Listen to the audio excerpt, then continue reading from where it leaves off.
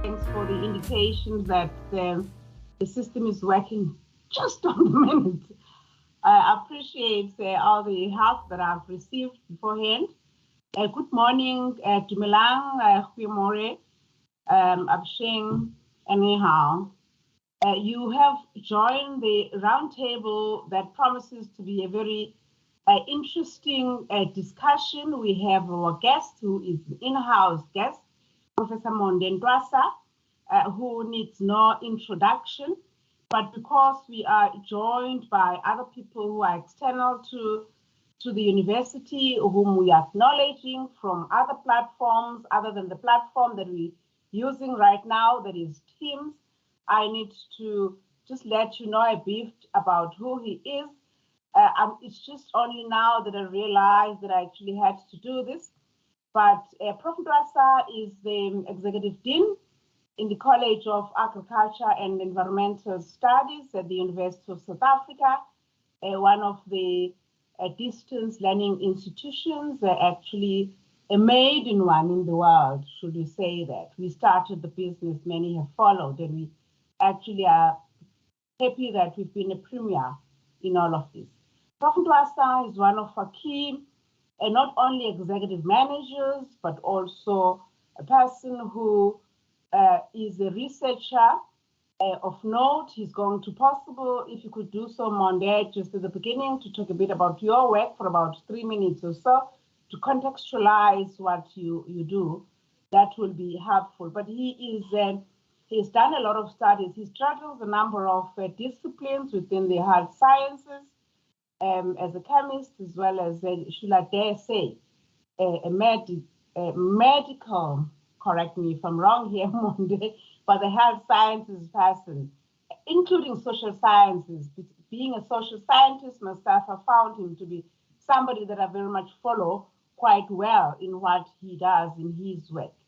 He's been responsible for some of a very groundbreaking, when I say so, globally groundbreaking kind of work that is has not been seen anywhere else in terms of drugs that deals with, amongst other things, the health issues, in particular cancer. So he's contributed quite a lot in that area. So if you just Google him up, you'll get to know who Prof M Ntwasa is, but he's going to let us know about himself when he starts off this conversation.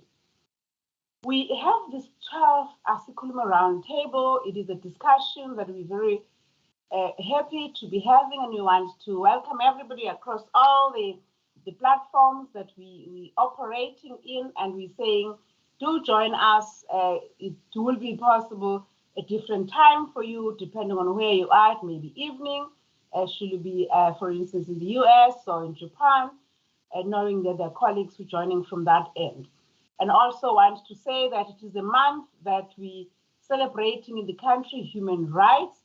And for us, this is very crucial as a university because we want to be looking at these rights from the scholarship point of view, but also from knowledge generating point of view, including but not least from the point of view of what the communities that we meant to be serving as a university that's in the service of humanity, as a university that is in the service of wanting to change lives, that wanting to look at the future, and just on the heels of us having celebrated the 150-year existence mark, we want to be changing the intellectual properties, thinking, directions, and transform that, not only for the University of South Africa, not only for the continent, but beyond. And in doing so, through the work of, for instance, Prof M Ntwasa, we want to be doing that and want to be saying, how do we involve the communities around us that we're meant to be serving?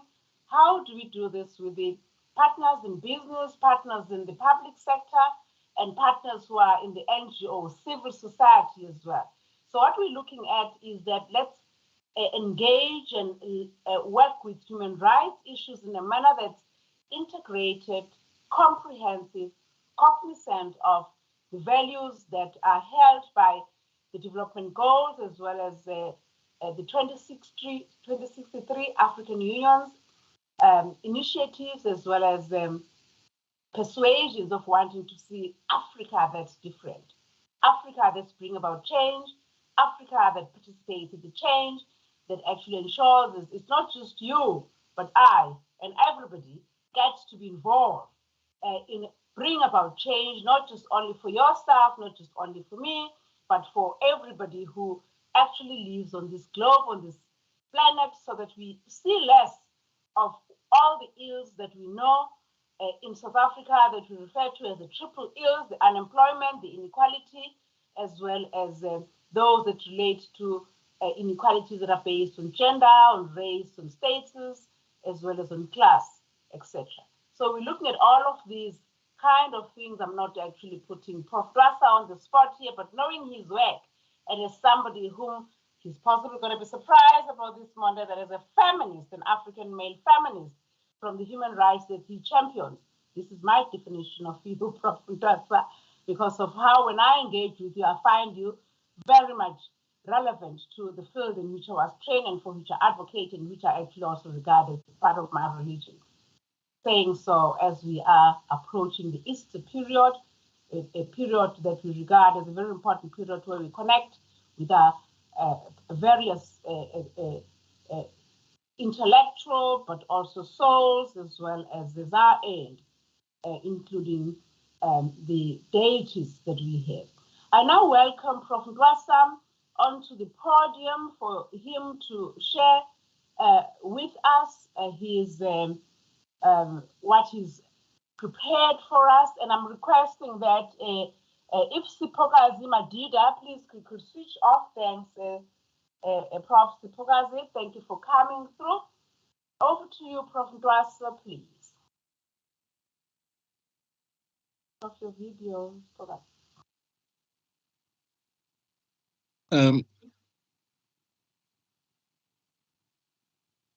Good morning, Prof Meyiwa. Good morning, colleagues. Let me start by sharing the presentation just to make sure everything is in place. It is showing. Okay, I can see it will be. Okay, so I'll start. I'll share it later. Prof Meyiwa, thank you very much for those kind words. I'm not very good at speaking about me, but I'll try in a minute, perhaps not 3 minutes. So my university career started at the University of Cape Town some time ago, where I majored in microbiology and biochemistry, and then proceeded same university to honors in clinical science and immunology. In the middle of masters, I moved to the University of Cambridge in the UK, where I read biochemistry for both masters and PhD. For those who might be interested, Cambridge people, I was at Jesus College. So I returned to the University of Cape Town after Cambridge to start a laboratory as a research associate for about 3 years. And this was funded by the Wellcome Trust, and then moved that laboratory after 3 years to the University of the Witwatersrand, where the majority of my basic research happened for about 17 years. And I joined Unisa in 2016, September 2016, and was delighted to be, and I'm blessed to have joined Unisa.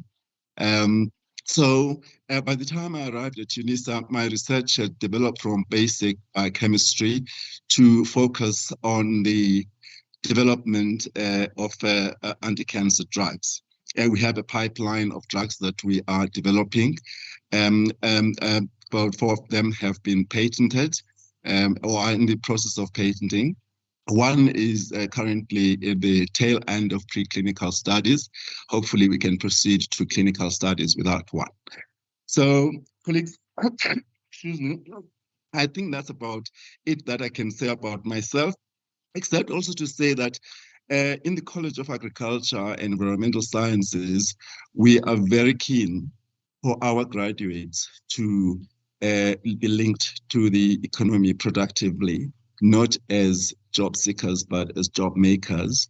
And we want to develop facilities for them to do this, and that will be part of what I will be talking about today. Essentially, today's talk is almost like a follow-up of the previous roundtable, the last one. I think it was the 11th. Was it Prof Meyiwa? I think that was, not sure. I don't know if there was any in between. I think it was the 11th Asikhulume.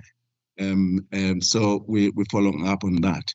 So colleagues, can I just put the presentation on? I hope it's now visible.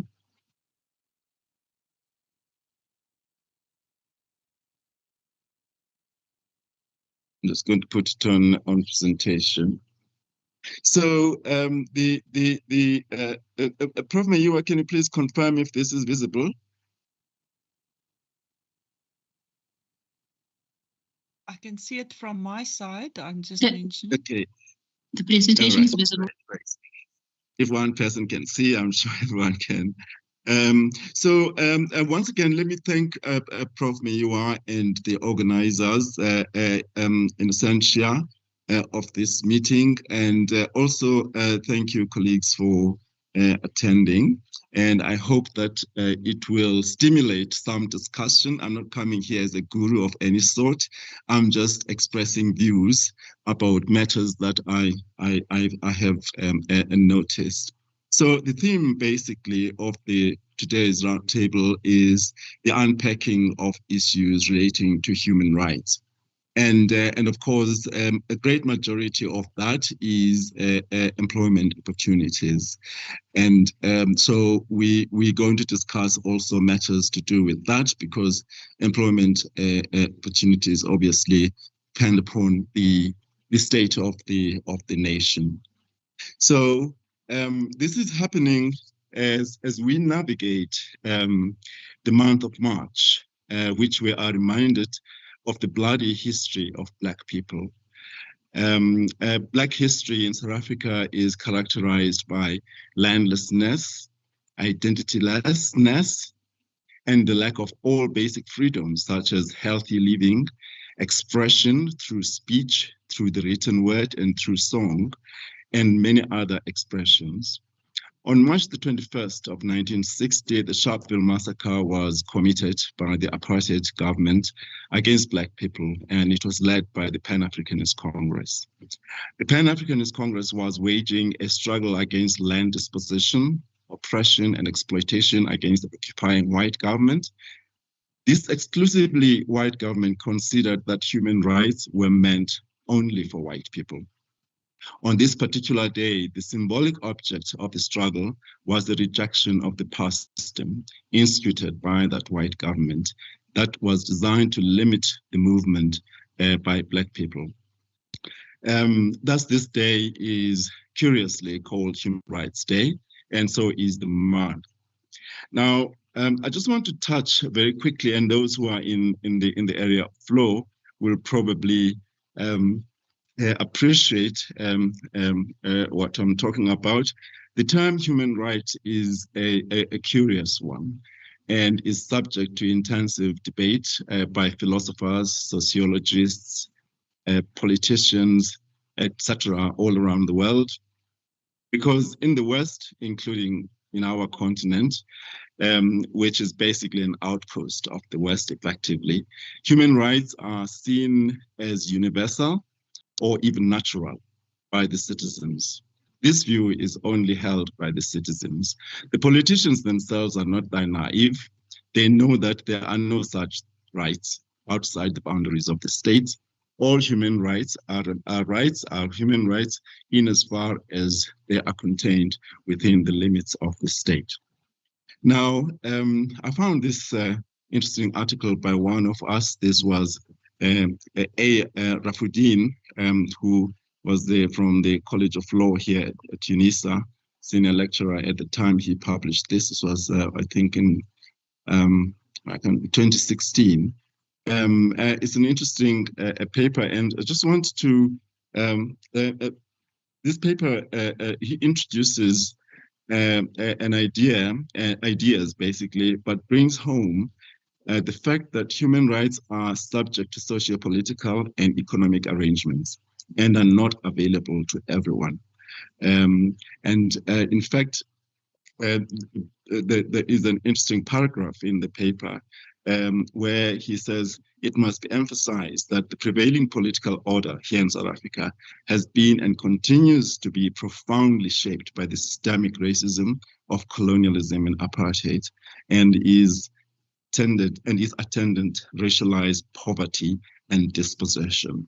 I think most South Africans will be quite familiar or will identify with this expression by Rafuddin. And so we need then to talk about these arrangements and how they affect us. And I think that Unisa has a role that it can play. I'm grateful to Dr. Lehutla after the Lehutla that took place in Hartis recently. I requested him to send specific information about the state of the youth, and sent me this a page in Stats Essay, and I want to read it in full because I think that it is more authoritative. It is not my view. It is a published view by the government. It says youth in South Africa continue to be disadvantaged in the labor market with an unemployment rate that higher than the national average. And according to the quarterly labor force survey for the first quarter of 2022, the unemployment rate was 63.9% for those aged between 15 and 24, and 42.1% for those aged between 25 and 34, while the current official, which is in 2022, obviously, rate stands at 34.5.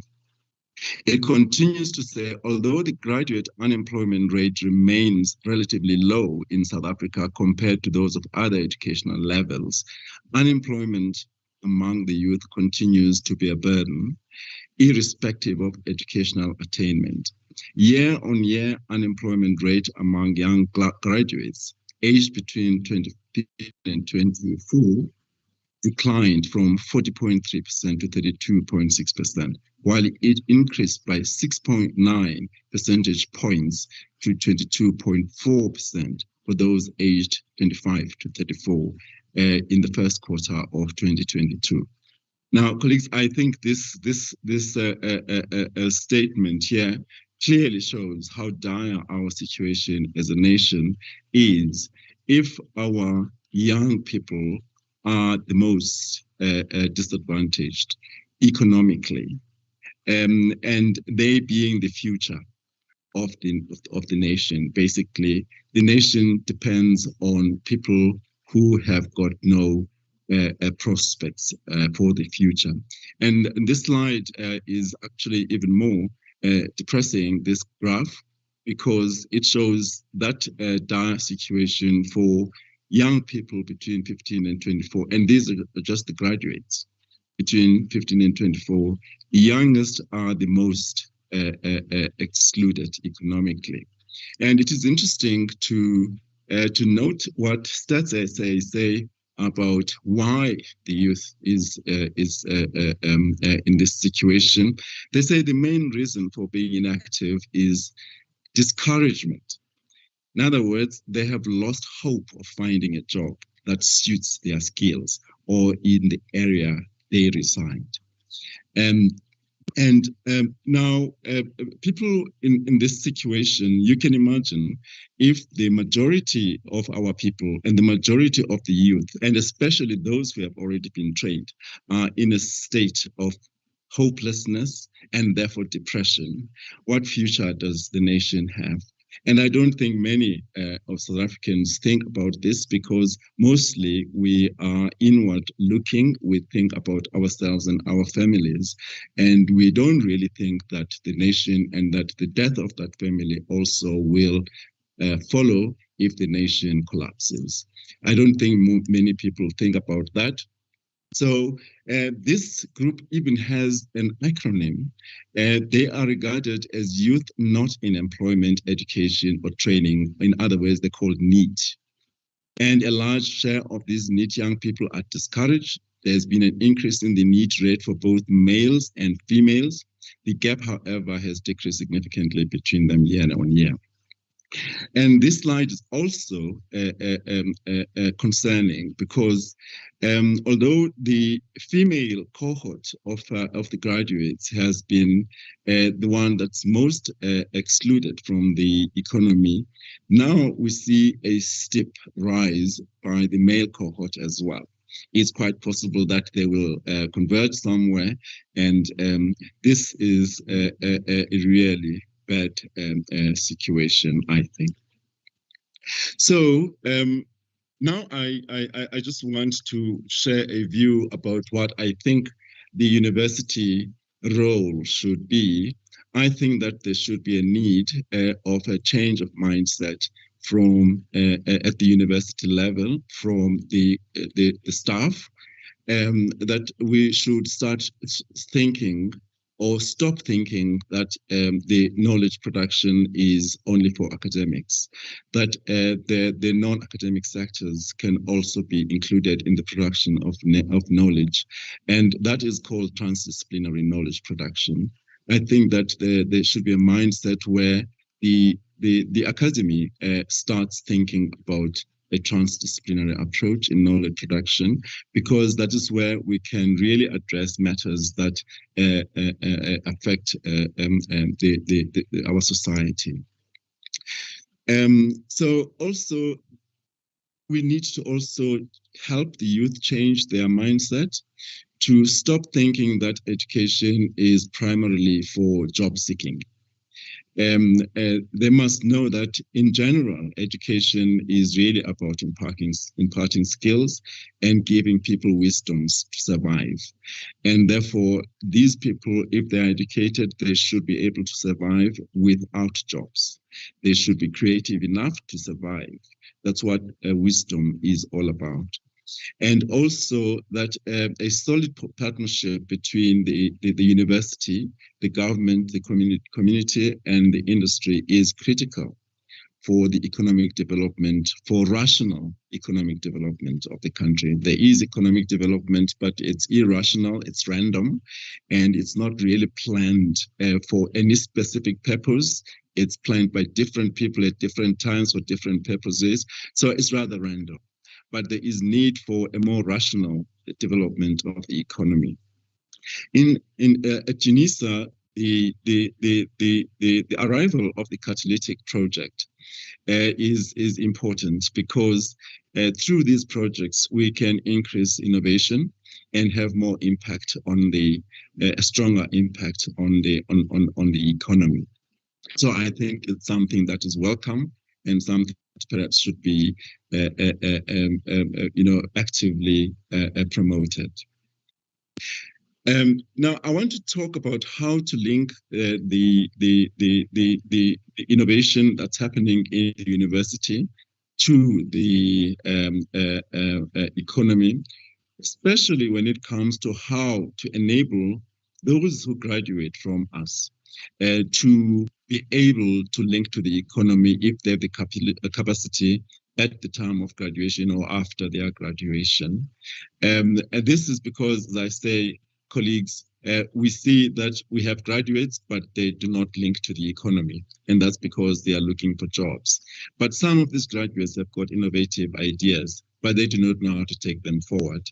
I think that the university can play a role in helping its graduates to link the economy if they are ready at the time of graduation or even after graduation. This can be extended to the general youth in society. Now, I want to talk about the idea of accelerators because I think that all colleges can follow this kind of facility to help graduates in their areas or in collaboration with other colleges. So I'm going to talk about the facility of accelerators. It's probably not the only facility by which we can link our innovative outputs to the economy, but it's one that I will talk about today. So this will depend a lot on the existence of an innovation ecosystem. Now, an innovation ecosystem would have the components highlighted here and may include private investors. The private investors may not be natural part of that economy because usually private investors have got an interest also and they've got their own agendas, and they, if they are not philanthropist, they will probably only commit when their interests are also served. But the university, the government, the community, and foundations and some entrepreneurs have got more common ideas with the general agenda.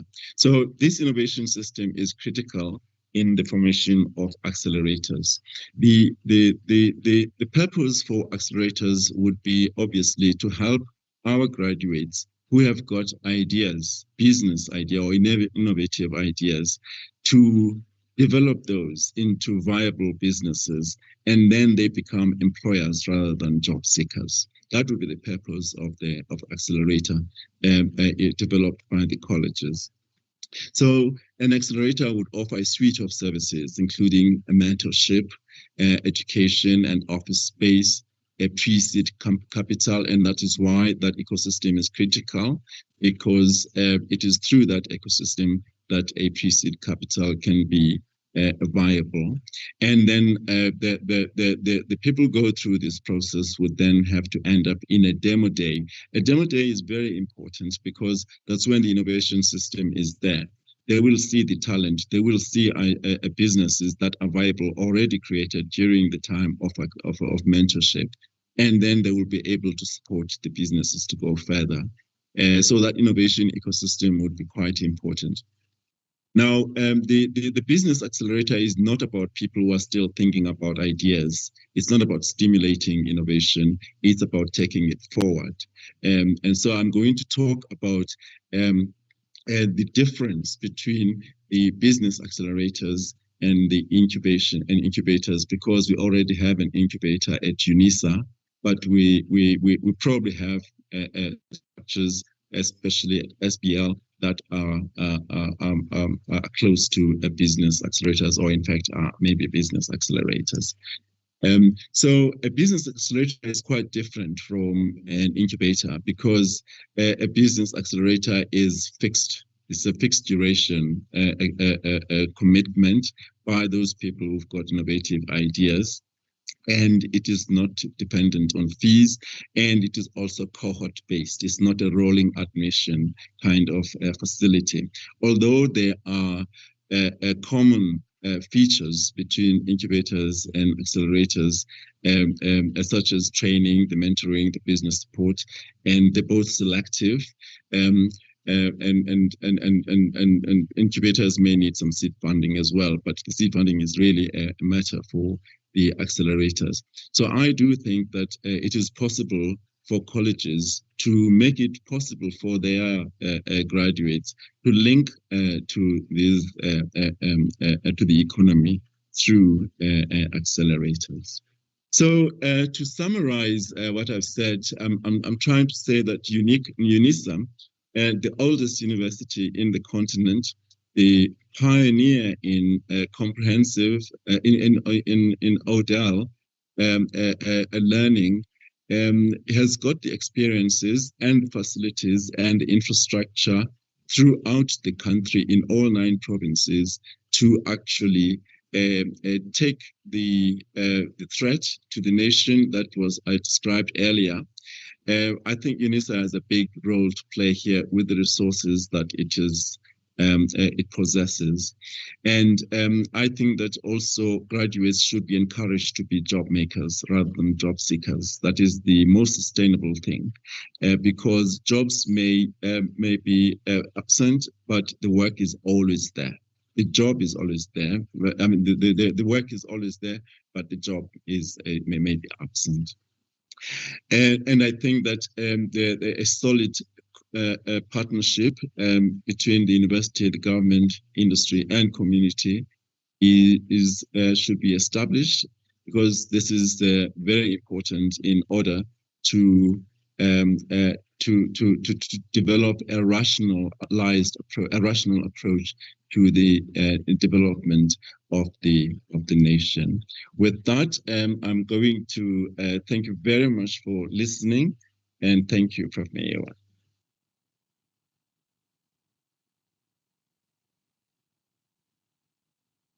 Thanks a lot, Prof Ntwasa, for this. You know, what I like about your references is the aptness of what you've spoken about, which is very crucial for everybody in terms of the challenges that we're facing.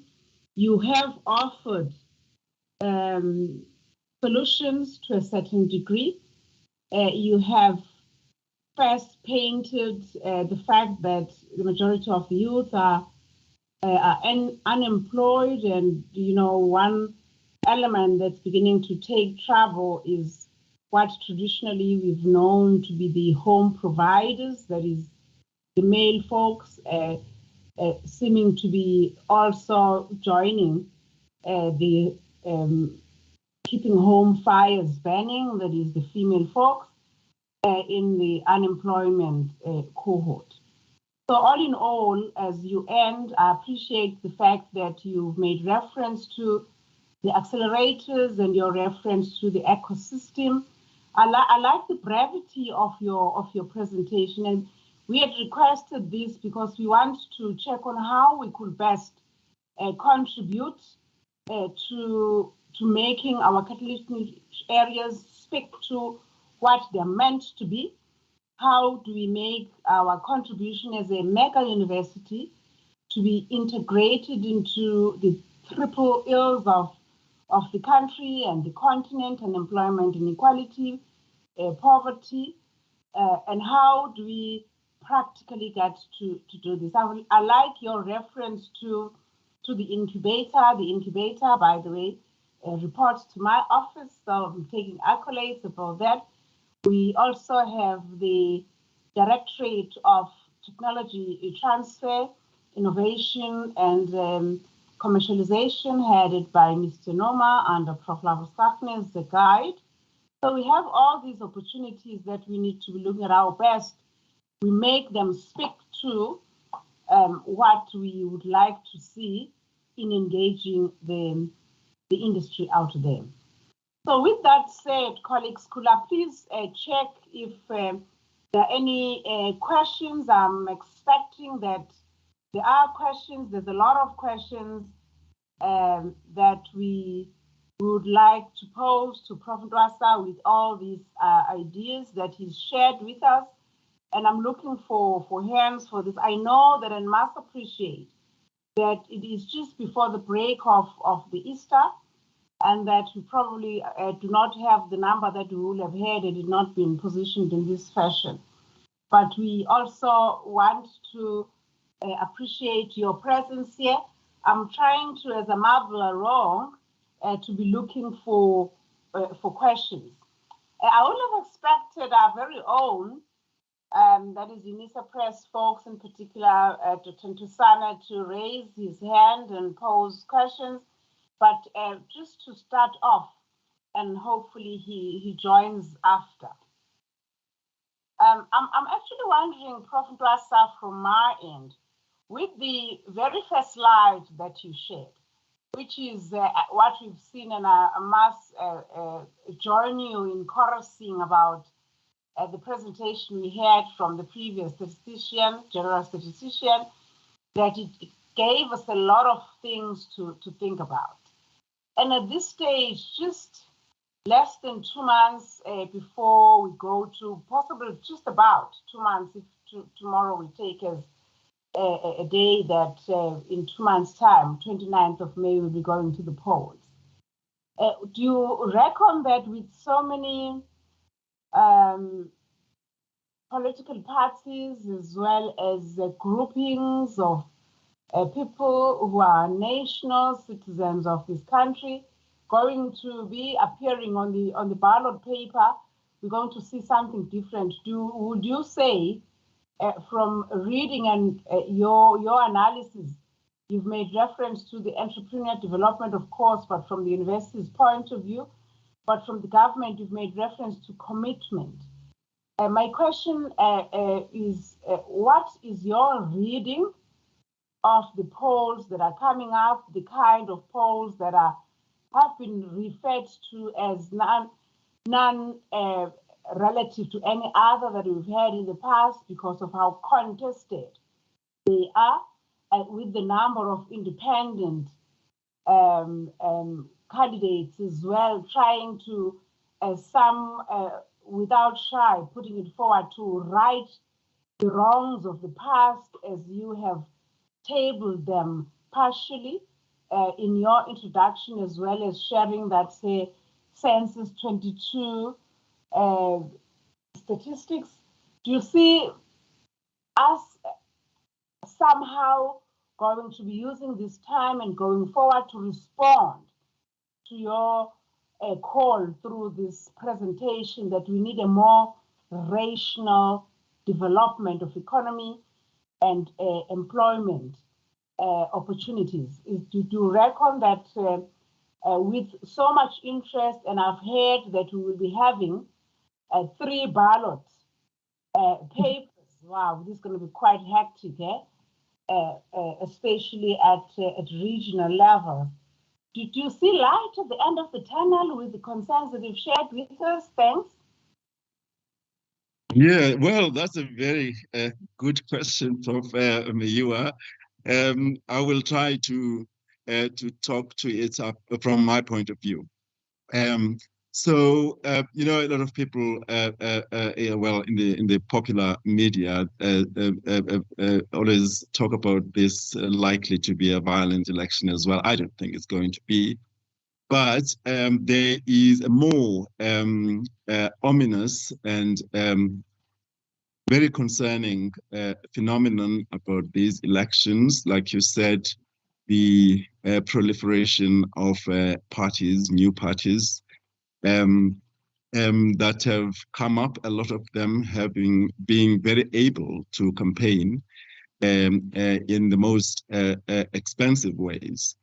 This is concerning, Prof, because it means that there is, in fact, a strong sectoral intervention in the coming elections. The sectoral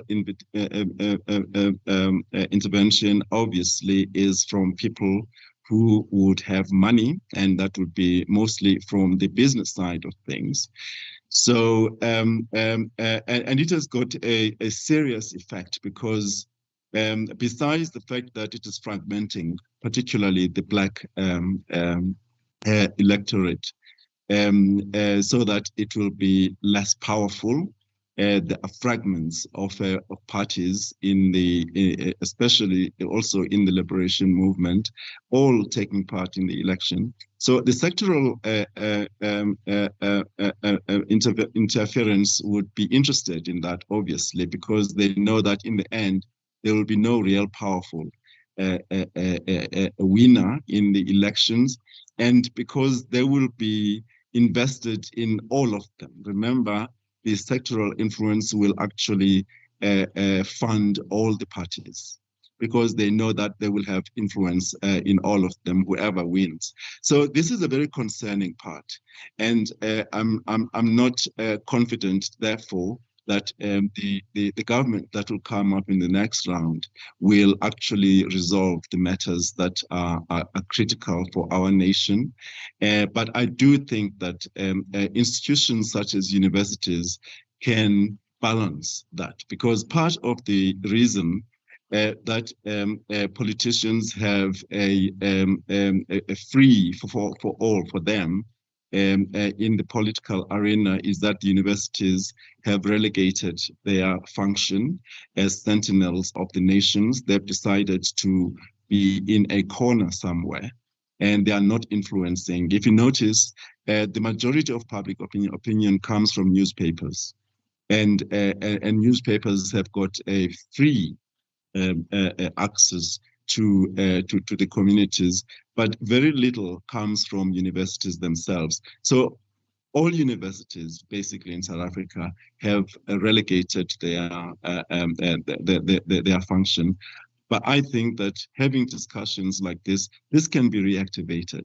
Unisa can be also more active in public opinion, not only when they're invited by outside, active public opinion within the university with structures such as that.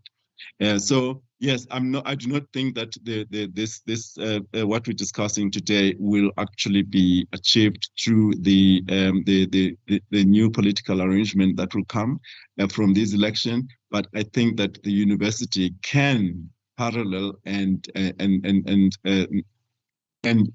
independent, can in parallel be able to achieve the linkages to the economy, like I'm talking about, and lower the what called the depression of the young people. Thank you, Prof. Thanks, Prof Ntwasa, for that. I'm recognizing 4 hands that are up. I will take them in the order that they're presented so that I don't privilege anybody. Prof Ngwepe, you'll go first, please, followed by Dr.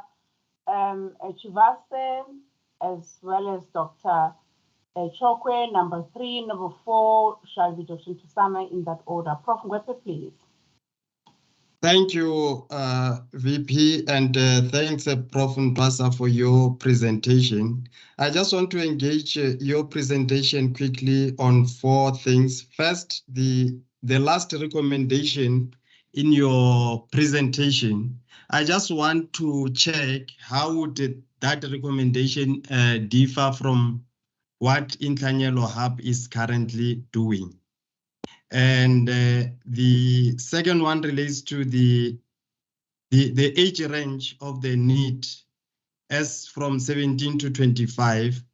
So wouldn't it be proper to increase it to 36, considering what is happening in the country now with the people between 26 to 36 that are also neglected in terms of policy and in these categories? For example, even just to give example of a police force, if they have to hire, they exclude some of the people even above 35.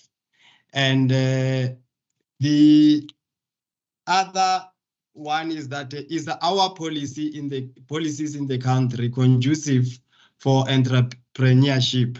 Looking at the issue of if you have to register a trademark or a patent or whatever, the time it takes and then the amount of money that it requires can be a lot. And more especially even in engineering, the lot of money that is paid to register for such can be quite a lot of money. And then lastly, from our perspective as Unisa, the curriculum, do we need to align, how would it take us to align the curriculum towards us training people who will create jobs rather than seek jobs? Because I see it as a tall order on what we are currently offering. Thank you. Yeah, what we're going to do in retrospect, I'm realizing, Prof Ntwasa, is to take one question after the other, given the number of questions that have come from Prof Mpho, for instance. So over to you, please, Prof Ntwasa. Thank you very much, Prof Meyiwa. So I understand, Prof, the question you asked about the last matter in the presentation. Let me just have a look at it. It was about the innovation ecosystem, the partnership with the government. So that is different from Intlanye law because here we're talking about the presence of innovation ecosystem. So Intlanye law does not depend on the innovation ecosystem like that. Here, basically, let me describe what an innovation ecosystem would be, the one I'm describing. Here, the government and the university and the community would formalize their partnership, first of all. And after formalizing it, they will decide together what the priorities are. And then they will decide together what the solution is. And then also how to implement the solutions. So that partnership will be a together partnership, and also they will invest together in that partnership. That's what an innovation system that I'm talking about is. Intlanye law does not have that kind of arrangement. And you can see already that such an arrangement would have to be an arrangement that is sanctioned at the highest level in the university, and also in the different in government as well. It would have to be endorsed at the highest level. So I hope I've answered. The age restriction I can't really what you call, because that has to do with the government. But I think that one is also something that university can influence, because we've heard already what the Dr. Lishputla said at the Lekotla, that the government only wants to see raw numbers that benefit their agendas, but the analysis of the statistics is what matters, and a university should be the critical one in analyzing, and the university should be the one that tells the public what the state of the nation is by analyzing and unveiling the truth. So the age restriction that is instituted by the government, if we don't agree with it, we should be able to influence changes in it. But in this meeting, I can't say much. IP protection is at Unisa through the Department of the Technology Transfer Office, and they've got the facility to fund IP protection. And the registration of companies, I don't think it's that expensive. But I'm sure if the registration, because remember, if for instance you're doing a business accelerator, you have the option to partner with the university. It could belong to the university itself, so it can be funded also from the university. If private companies are unable to fund themselves, but the protection of intellectual property belongs, first of all, the intellectual property that we produce while employed by Unisa belongs to Unisa primarily. So Unisa has got arrangements to assist with the funding of that. It is very, very expensive, not as expensive, I mean, much, much expensive compared to a registration of companies. And the alignment of curriculum, the thing is, our curriculum, if it is anything that is worth its salt, should already be aligned to be merged with the economy, or to link with the economy. Otherwise, why would we have universities and schools? If it's worth any salt, it should already be aligned with the economy. The only thing that it does not have is a facility to actually do that. So we graduate people with a bachelor's degree, and then we let them go. And all they think is to show their certificates and hope to get employment. That's what I'm saying we need to break.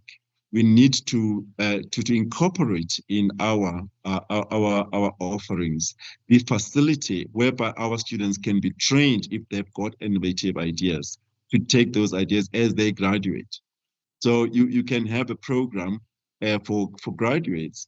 When they graduate, if they've got ideas, they can go to that program. And it can be cross-functional activity, and students would know as before they graduate that they've got this option. If they've got business ideas, here at Unisa, there's a facility where they can go.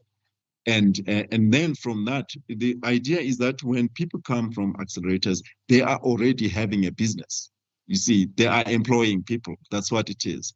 So I do not think that there is any effort that we need to do about any of our curricula at the moment, because if they are worth anything, they should be aligned already to the economy. The only thing is we must provide a facility for the young people to do that. I hope it answers the question, Prof.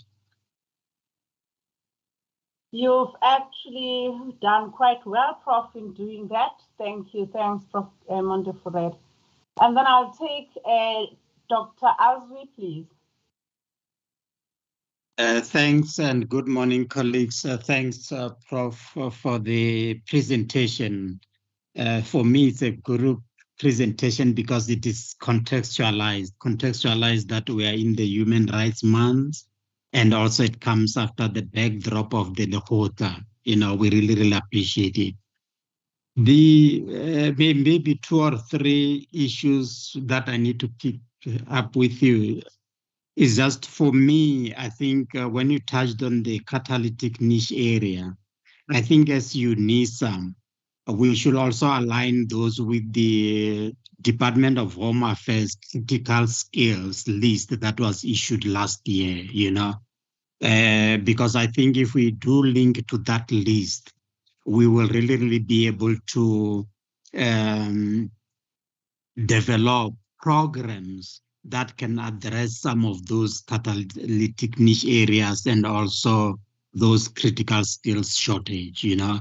And I think, you know, when we presented the catalytic niche area at the Lekgotla, there was sort of some debates around it, which I think some of us are saying, more especially from a curriculum space, to say maybe developing formal programs may take long. And then for some of these catalytic niche areas, one may think of developing short learning programs, you know, because you may need people just to be really, really specifically get into this a niche area. And the good thing about that is that even when we develop the short learning programs, we can still align them to the SESM categories, you know, and the SESM categories really, really also indicate to us the, in terms of the qualification, and as a comprehensive university, I think the presentation really bodes very well because we are a comprehensive university. Why must we only focus on the generic qualification when we can even divert into the occupational driven qualification? So that is just my comment. And lastly, I think also part of the market that is out there is really to target the group that we have put in the need, then not in employment or education and training youth, because that is the large number. I mean, we've got a very, very large population of those. And one of the efforts that DHET is trying to do, they are trying to develop what we call now skills program, which the QCTO will be offering. And also I'm saying also, I think as Unisa, we should also be talking with the QCTO to say the area that we can come in terms of developing of this skills program. So mine is much more of a comment than a question, but we really, really appreciate the provocation that we are indicating to us as an institution to say, this is where we should be going. Thank you. Thank you, Prof. Thanks, Dr. Ntwasa, for that. Can I put you on the spot here? The comments you've made are very crucial. What's the QCTO that you've made reference to in relation to the development of skills program? So, I mean, as the university's academic planner, if you could give us a bit more, if our guest, Prof Ntwasa, allows this. I was left thinking, by the way, what is the QCTO? And I'm just thinking that other colleagues may be in the same kind of like boat that I'm in. And I'm wondering, you know, what contribution could Unisa immediately? You've made reference to that, Dr. Ntwasa. What contribution could we be making as a low-hanging fruit one, and not as a very much concur with you, develop programs at undergraduate level, because we know that those don't take less than 2 years, even up to 4 years, in terms of getting them through all the loops and hoops of the higher education sector's accreditation process. Dr. Ntwasa, please. Thanks so much. And yes, Prof, I think what we need to do is just to, again, to look at saying, when we say we are a comprehensive university, what do we mean? But to some of us, more especially those who are in the curriculum space, comprehensive, we need to offer a variety of qualification. And then linking to the QCTO, I mean, the Quality Council on Trade and Occupation Qualification.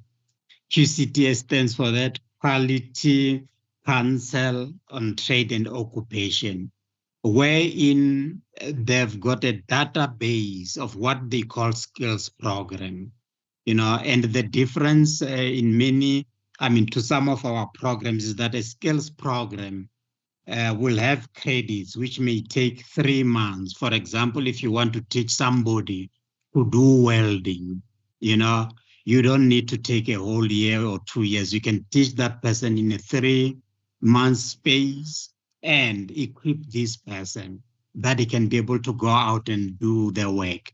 And at times we wonder, for example, in South Africa, we don't have welders. We import welders from China and all over. And yet, part of some of our institution, you know, we can be able to train that. If you get a workshop, Professor Ntwasa, I mean, if you've got an engineering workshop at Florida campus and we got machinery, can't we also intervene in that way? But Prof, maybe just to say, if one looks at one of the short learning programs that we want to introduce, cryptocurrency, you know, we don't need somebody to sit for 3 years to learn about what happens in the cryptocurrency market, you know, and that is also one of the skills that QCTO has listed in their database. So we may need to make more collaborative effort and partnership. And now, as of now, the Council on Higher Education, they've developed an articulation policy, which they are saying to us, they also want to encourage that we must collaborate with TVET, students that graduated TVET in the engineering field. Can we pick some of them to get into formal degree program in engineering? And through that, I think we will be elevating unemployment at different levels. Because we imagine that students, most of the students from TVET will just end up with their diplomas, and they will not be able to get into formal program like Bachelor of Science Engineering and so on. I think that is just an example, but I hear what you are saying, Prof. For me, I think we need to have more talking and more partnership with the other quality council in the space of education and training. Thank you. Thanks for that clarification. Prof Ntwasa, could you respond to this if you deem so? And then after you take Dr. Jack Shoko, please. Yes, thank you very much, Prof.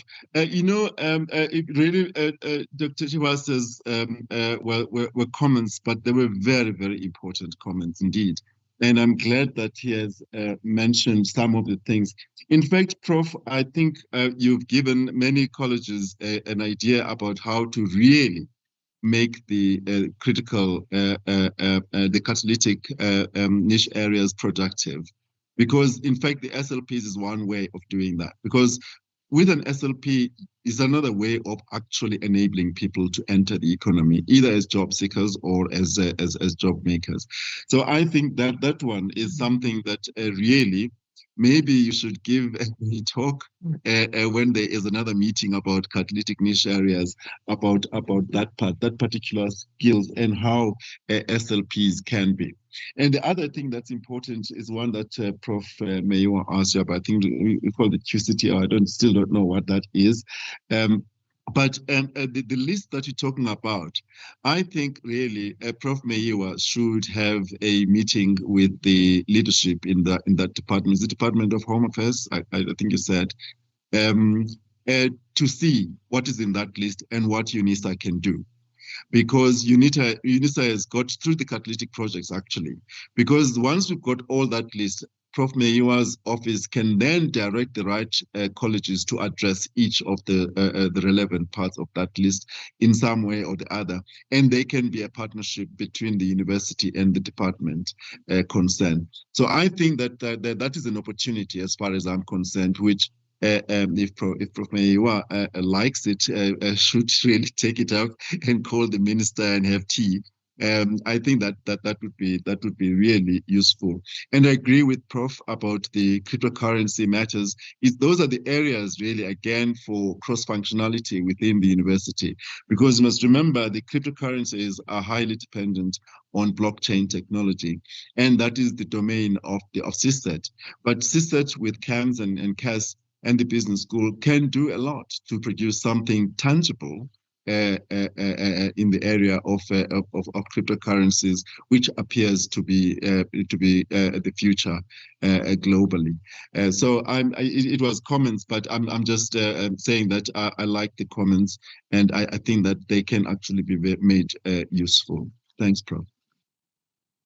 Thanks, Prof Ntwasa. The QCTO is the Quality Council on Trade and Occupation. Quality Council on Trade and Occupation. Thanks to the academic planner for letting us know about this. I knew that there was such I thought it was a committee, not actually a council. So we need to engage them quite intently. And could I just say before I take Dr. Chokwe that I want to put you on the spot here again, the academic planner, Dr. Azwi, that you should run a 1 hour maximum or less with more engagement. I like this kind of round tables where indeed it becomes a round table as what it was meant to be rather than long presentations, but probably also to be thinking in advance of the questions that we may be asking as the patrons of the Asikhulume that nomenclature coming from. Let's talk about these things that you avail yourself. We will talk to you in due course. Miss Swanepoel Innocentio, please be on the lookout. We want to entangle. Should I use that way? We want to entangle Dr. Chibase here to assist us in just taking the university through the work of the QCTO and the possibilities that exist within the university for us to work on the low-hanging fruit and how best we could have the impact that's ideal and expected of a university as big as ours. Dr. Chokwe, you're next, please, sir. Good morning, colleagues. Thank you, Prof, for such an enlightening presentation. Okay, yeah, South Africa is a land of opportunities, and yet many of our people seem to be not seeing those opportunities. And I believe people out there, they long to land in South Africa because they can see a lot of opportunities that the country provides if they can be here. And research again and again has proven that entrepreneurship is the only way to economic growth and creating employment.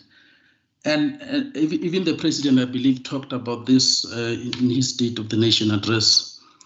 And we have many interventions like the BEE, wherein a few politically connected millionaires were created. And, we also have interventions like a dedicated department of small business development. And, we have NYDA, and we also have our own banks, as well. And yet it seems like all these interventions are just a drop in the ocean, when you measure this against the unemployment rate that we have. So my question is, how do we ensure that we effectively monitor and evaluate the acceleration of the implementation of all these good policies? Because we all know that South Africa has got good policies. We have the best constitution in the world. And yet in terms of implementation, we seem to be wanting. And on the opposing side, we found that our government seemed to be focusing more on a welfare system, of making handouts to people, and somehow I think this is also might be crippling, the spirit or the culture of entrepreneurship as well. So.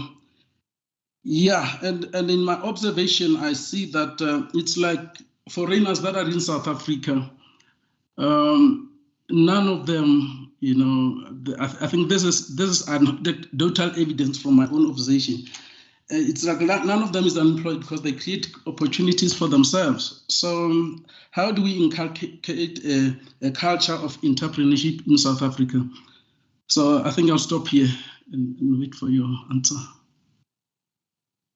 So what was the last question? Sorry, Prof. How do we entrepreneurship? The culture of entrepreneurship? Yes, because if you see, a person from Somalia or Pakistan will come here, they will start spaza shops successfully, and while us locals seem to be struggling.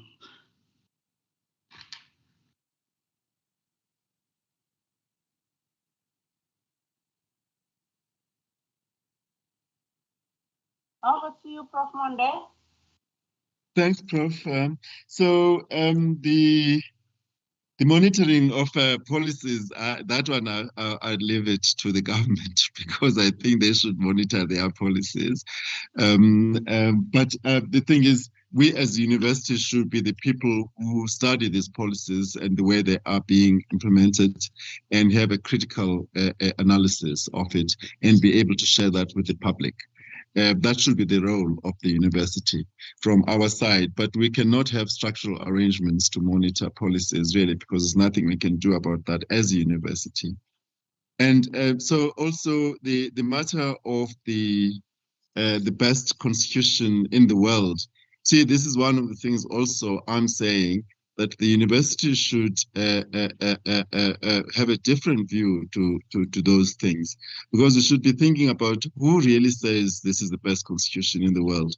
You will remember that this is something that came from the press, particularly the best constitution, because it was similar to some United States of America document. So the idea of the best constitution in the world is not really a national idea. It's an external idea.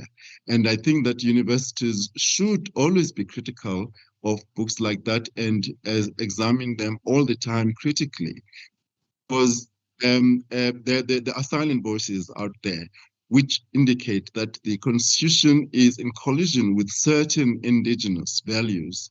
And in fact, in the constitution, Ubuntu was at the forefront when it started being developed. But by the end, it was a byword in the end of the constitution. So, but we still call it the best constitution of the world. Why? In the world. So the university should be critical of things like the constitution should not be closed books, because it looks like the constitution is now closed. There is no further improvement to it. So that's my view, is that we should not adopt a view like that it is the best constitution in the world, because it's not productive in an academic environment. And then how to inculcate entrepreneurship. But the business accelerators are doing exactly that. That's what we're doing. And I like, again, what Shivasa said earlier about the artisans, because the government created TVET colleges. The purpose of the TVET colleges was a recognition of exactly that South Africa does not have artisans. So we needed to train people at that level. But what has happened to the people who are trained in TVET colleges? They go to TVET colleges and want to articulate to the universities. They are trained as plumbers, as electricians, as welders, as whatever, carpenters. But when they finish at the TVET college, then they go home and look at newspapers to find places of employment. Why would a plumber want to be employed? It's because they do not know how to do a business.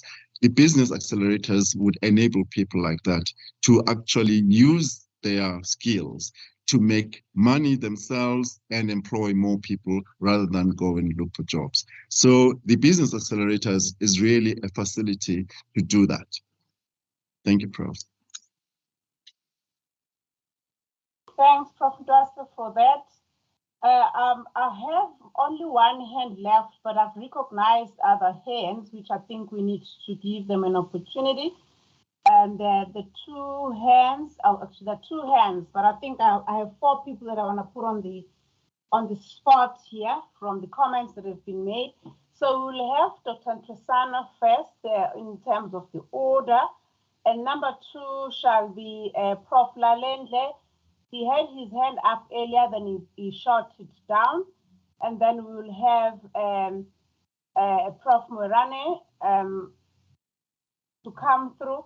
Prof Chisasa, Joe Chisasa, you cannot be silent. So I'm going to put you on the block with all the comments that have been made as somebody who's recently hosted an international conference in the recent past in Cape Town, which spoke very much to the matters that we're talking of here. So I'll want to actually end with you in this order, which will be Dr. Ntwasa first, second, Prof Lalendle, third, Prof Morane, and Prof Chisana. Dr. Ntwasa, over to you, please.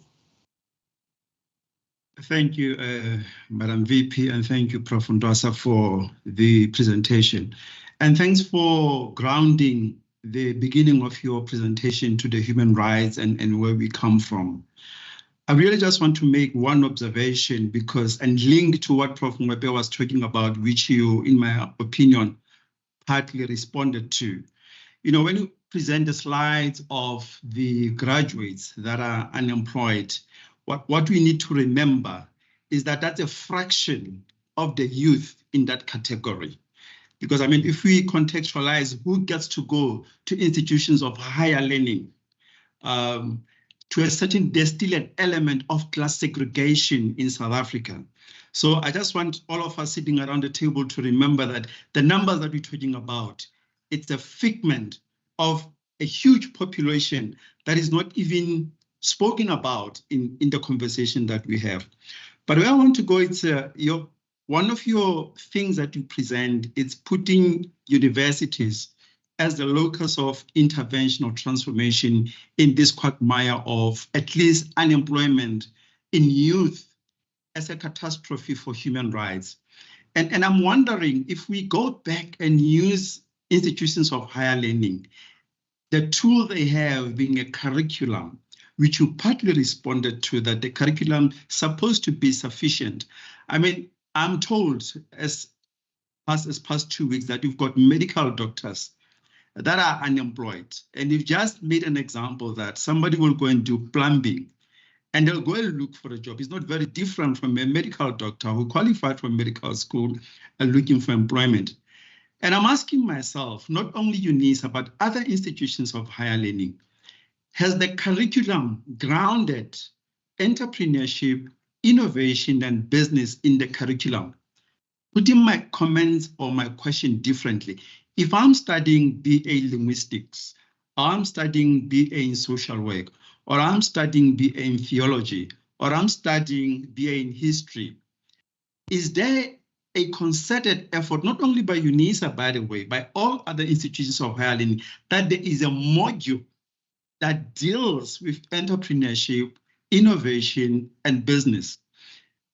Because, I mean, I'm just remembering, and I'm the only person when I left university, which was not in business by that time, and I happened to go to do whatever I was doing, I realized as a health professional at that time that I'm supposed to run a business and I've got no idea what I'm doing.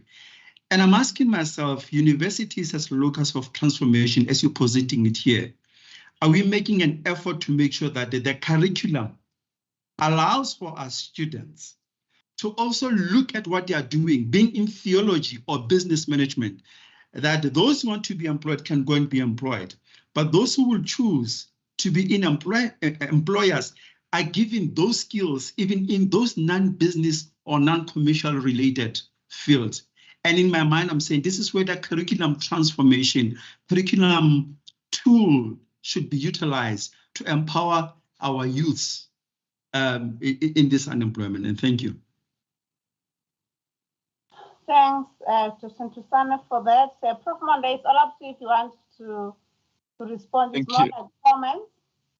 Thank you, Prof. That will be quick, and thanks very much, Prof, for those comments. Really, they were comments, and in my view, they are reinforcing the discussions already taken here. And it's a very important note that you're making, that cohort we're talking about here is actually a fraction, because now we know that there's a huge dropout rate in the schooling system very early. And in fact, the schooling in rural areas is really reversing instead of moving forward, because schools are actually closed instead of building new ones.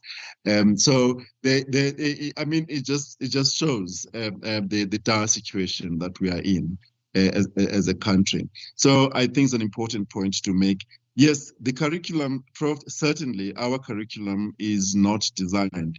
You see, the curriculum can never be ideal if the question is not asked, what kind of South African do we require, do we need, let's say in 10 years? Anyone who thinks about the curriculum should think about that. What kind of South African? Our curriculum is not designed to develop any specific person. You just look at what happens in the secondary schools. It's just a collection of things, basically, and they're irrational. And when the students have finished the matric, they don't really know. They can't even say, why did I have this curriculum? in the first place. So I think that the entire basis of our education is ideologically what to call defective, because an ideology-based what you call a curriculum development would ask that critical question: what kind of South African do we want? And then we all work together to prevent that. And then the curriculum will be designed specifically for that purpose. But our curriculum is not designed for any particular purpose. It's just there. And also, there is no rational link between secondary and tertiary education.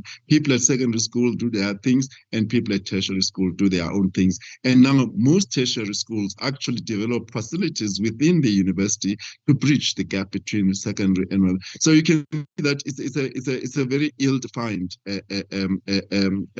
process, our education, and it's us at the university who should actually be saying that and saying that this is nonsense. This is not how education should be. But universities don't do that. They just mind their own business. Thank you, Prof. Thanks for that. It seems like we've lost Prof Lalendle. He may have gone elsewhere because of other demands that we know our university has on people's time. So with that said, I'm going to take Prof Moerane to come on stage, please, sir. Thank you, Chair. I just want to make a comment on the notion that our constitution is the best constitution in the world, because I don't agree to the notion. What happened after apartheid was defeated? African customary law became one of the sources of law in our country. But our constitution, especially the Bill of Rights, it stifled the development of African customary law, because anything that is not aligned with especially with the Bill of Rights, it is discarded from our African indigenous law. I think it was a drawback from our side to have the Bill of Rights whilst we want to develop our African customary law. Thanks, Chair. Well, I could not agree with you more there, and knowing some of the arguments that Prof Ntwasa has made in the past about even the use of indigenous medicinal plants to deal with some health challenges very much speak to that. And I'm thinking from just this conversation, that's very interesting that we're having right now. We could and should, as Prof Ntwasa is calling upon us as a university, to respond and be public and also be directing decision makers as well as policy makers along the lines of what's ideal for the society that we as scholars, as university folks, are studying. Prof Ntwasa, it's all up to you if you want to respond to that comment. And then I'm looking for more hands, but if there are not any, we've gone for almost 2 hours. Actually, it's an hour and a half, which very much speaks to what we had planned. We don't want to make these round tables long, but respond to that if you can before we have Prof Chisasa.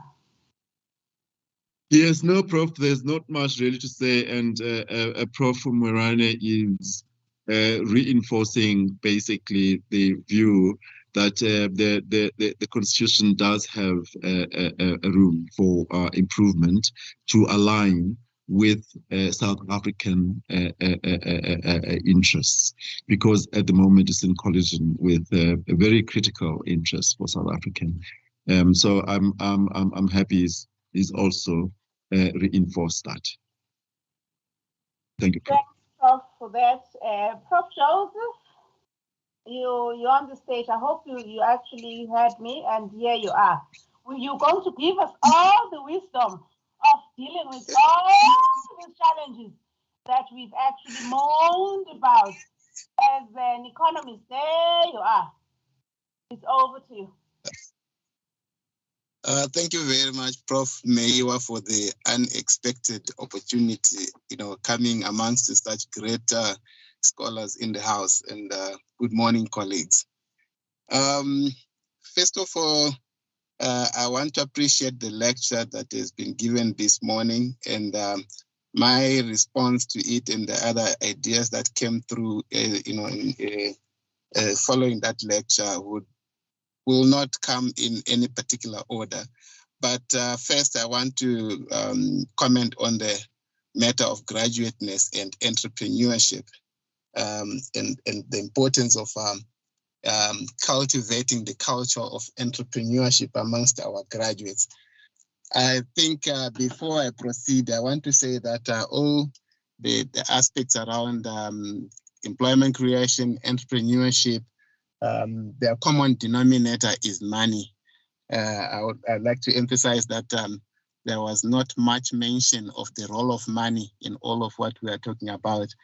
Some call it finance, but we know it better as money.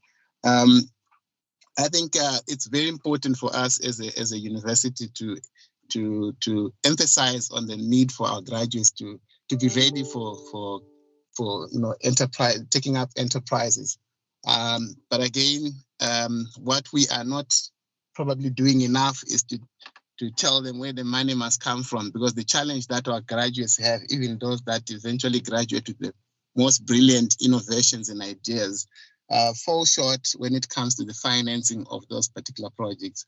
And we learned from our 2023 conference that there are many finance instruments that are mushrooming across the globe. The speaker made reference to cryptocurrencies and blockchain, which is one of the financial assets that is making waves across the globe, but also crowdfunding and similar, collective savings schemes are finding themselves, their way into the financial landscape, which has largely been dominated by traditional financial assets or instruments such as the bank loans, which we know are very difficult to access, especially for startup enterprises.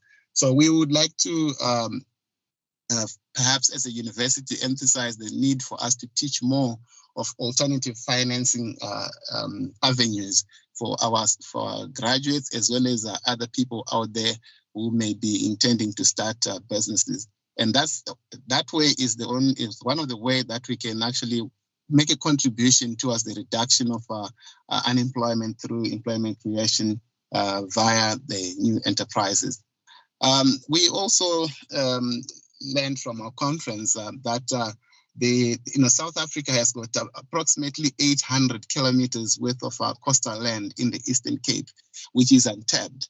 And what we think is that the College of Agriculture and Environmental Sciences has a role to play in ensuring that that particular side of the country has its economy fully activated. And I'm pleased to say that we are busy putting together a memorandum of understanding with Walter Sisulu University, as well as the fisheries cooperatives in the Wild Coast. We are yet to get it finalized, but we hope that everybody can then come on board to contribute to the implementation of that MOU, which takes me to another point that perhaps as a university, we have signed many MOUs that are probably not being implemented fully. But I think we need a collective approach to it so that we don't just become signatories to many pieces of paper that are of no real gain. Case in point is the MOU that we have signed with the Africa Union to participate in the implementation of the Africa Union Agenda 2063. You find that all the aspects that we are talking about now are embedded in the Africa Union Agenda 2063, which is now going into its second 10-year implementation plan. And finally, I want to say that the Inhlanyelo Hub is a very important institution that we have in our portfolio as a university, and I think it can help if grown.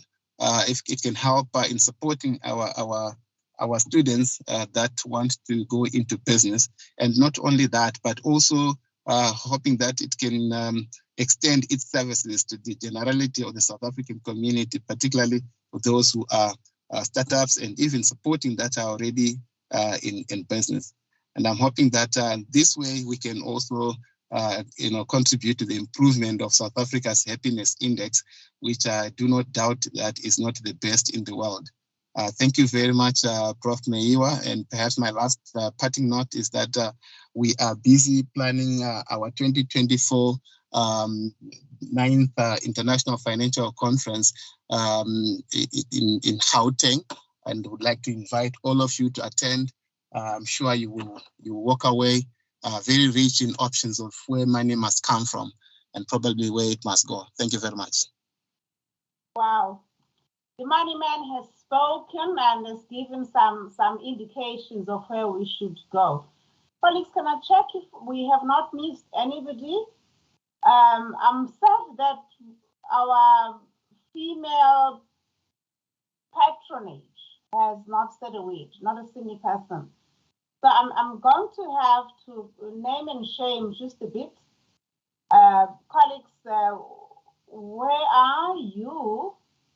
I don't see yours. I don't see any hands coming from that end. I must actually say that I acknowledge and appreciate the comments that we've heard, which very much speak to what has been spoken about by not only our guests, Prof Ntwasa, but also the respondents.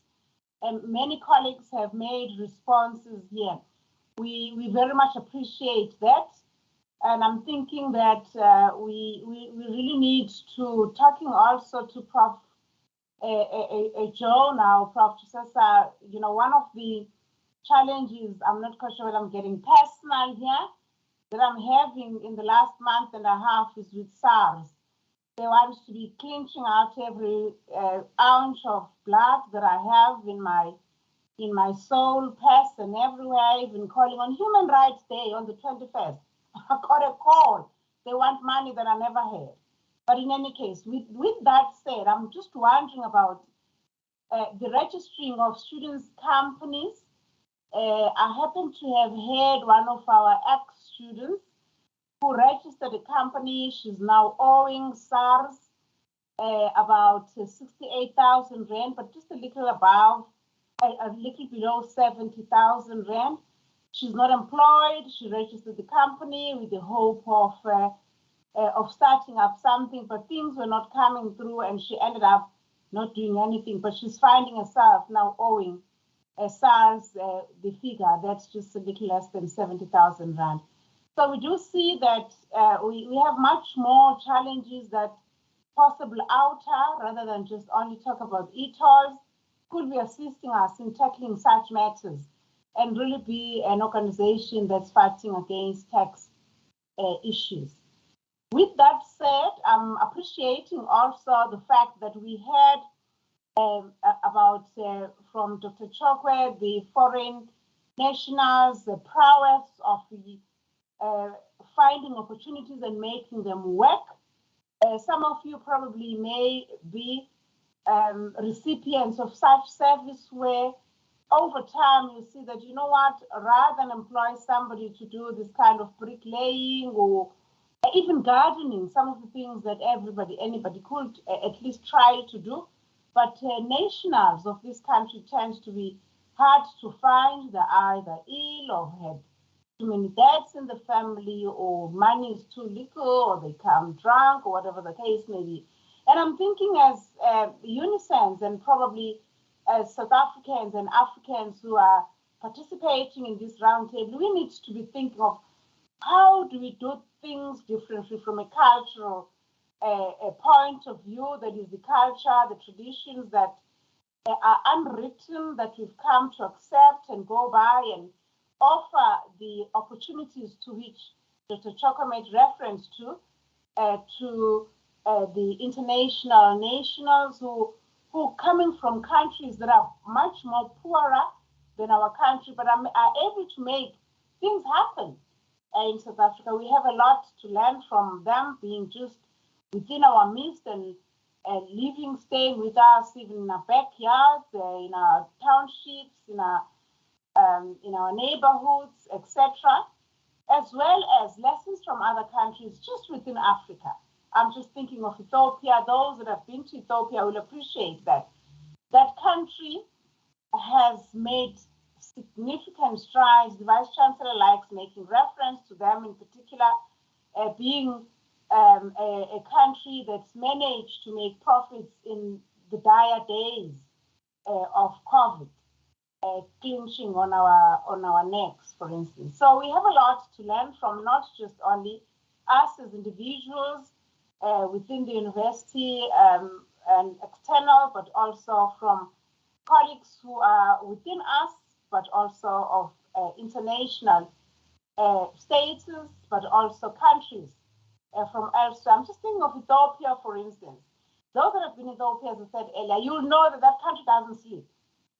If you walk out at night, be it 10 to 11 p.m. or 12:30 a.m., you'll find shops open, and there's a mechanic that's open, there's a globe shop that's open, there's a sweets shop, cigarette shop that's open, there are banks closed at 6 p.m.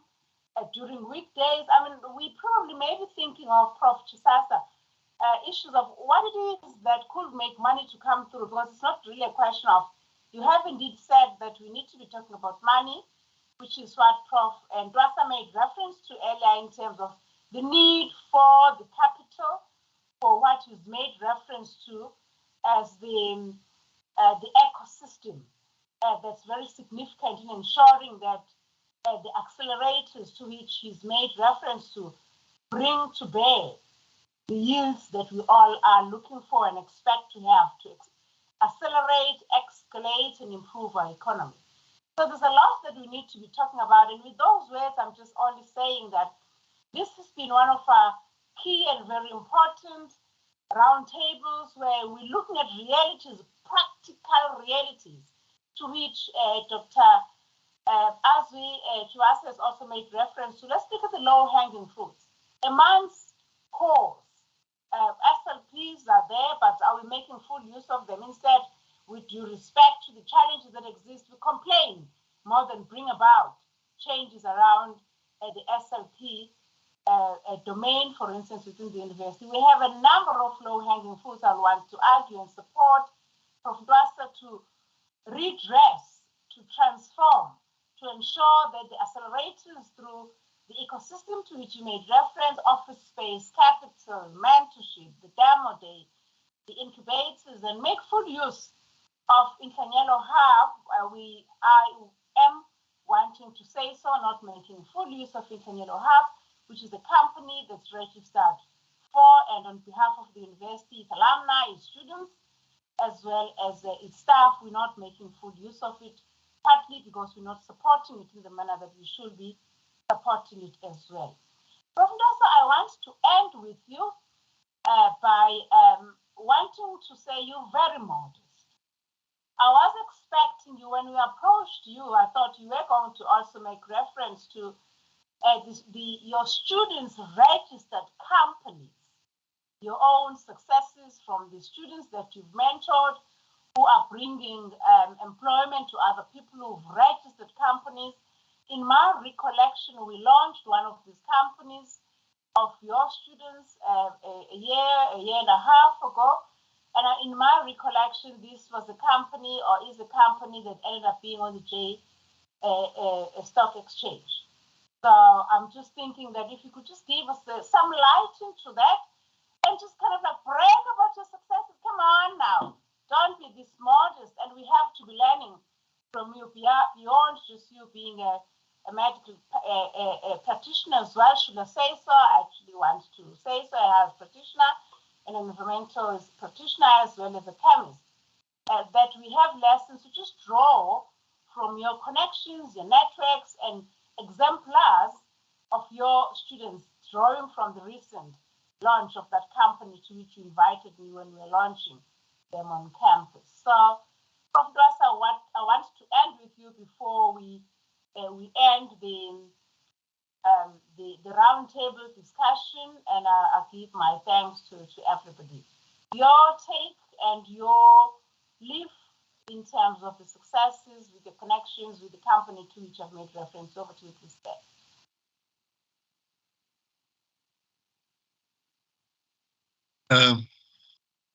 Thank you very much, Prof. So yes, like I said, I forget sometimes things that we do to talk about. Yes, the company is called Bubu Limited, PTY Limited. It's now housed at the Innovation Hub in Pretoria. This was a brilliant student that was still at Wits at the time, and when he finished there, when he was busy with the PhD after finishing masters, he then had this blue skies idea in biotechnology, and he developed it, and he was able to convince investors that it was worth investing in.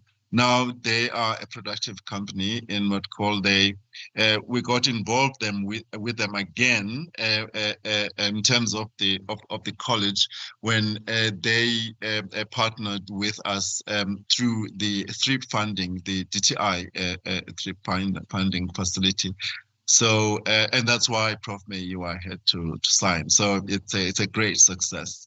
So, Prof, there are other students right now in the college who have got those, they've run those ideas amongst me, across me, and they are developing companies within the college themselves. But they do talk about them. I'm not part of the companies, but they do come and talk and run ideas with me. But also, Prof, we encourage, at least in my group, but I'm trying to sell this idea also in the college, in whatever platform I find, that when my students write proposals, in the proposal at the end, they must do a business canvas to test whether what they are looking at, what they are researching on, the questions they're asking, if there is a potential innovative outcome that is commercializable. So they do that business canvas to test their project. Were it going to be successful? What use would it be? In the bigger scheme of things. So this is important, and actually a question was asked which we did not really talk about there, whether our curriculum actually has got intrinsic mechanisms generally from, I suppose it was from even primary level, whether intrinsic mechanisms to stimulate entrepreneurship our curriculum does not have that. We don't have a rounded curriculum all the way from kindergarten up to university, to tertiary level. So so we try to when students do research, they must test if their research can be translated. Basically, is to promote, because the entire globe now is in that era of translation of knowledge. So it's important that when students are in the laboratories, they are not just, running around, doing experiments, but not knowing whether what they're doing would ever be useful in society. And that's as much as I can say, Prof. Yeah, thanks, Prof Ntwasa, for that. Colleagues, let me just end this roundtable, but would like to warn you and request that you put on your videos so that Dr. Majila he's one of the technical colleagues within the portfolio who assists in running these roundtables, so that we're able to take a picture of us all and appreciate and record this for the future. We will be, with those who are interested, sharing the presentation as well as the recording. There's a lot of lessons that we've learned from this roundtable. With that said, I want to relay thanks in particular to the Unisa Press, a child within the research and innovation portfolio that has been very much active, and with Ms. Sonnepoel's, despite her being ill health, she actually should be on sick leave, but she's given her doctors a finger to be able to organize this roundtable, and for that I don't take it for granted, Sentia, and want to thank the entire Unisa Press colleagues for availing and for ensuring that this kind of roundtable has been out there marketed, and that we are also recording it on YouTube for the World Wide Web. All the patrons of this roundtable, not only of the 12th roundtable, what a milestone. 12 is a complete number. You will know that even now that we're in this Easter period, the Christ Jesus' disciples were 12. It's a complete number from the biblical point of view. So this is very coincidental that we have the 12th roundtable. I want to thank you all, the patrons of the roundtable, for having made it.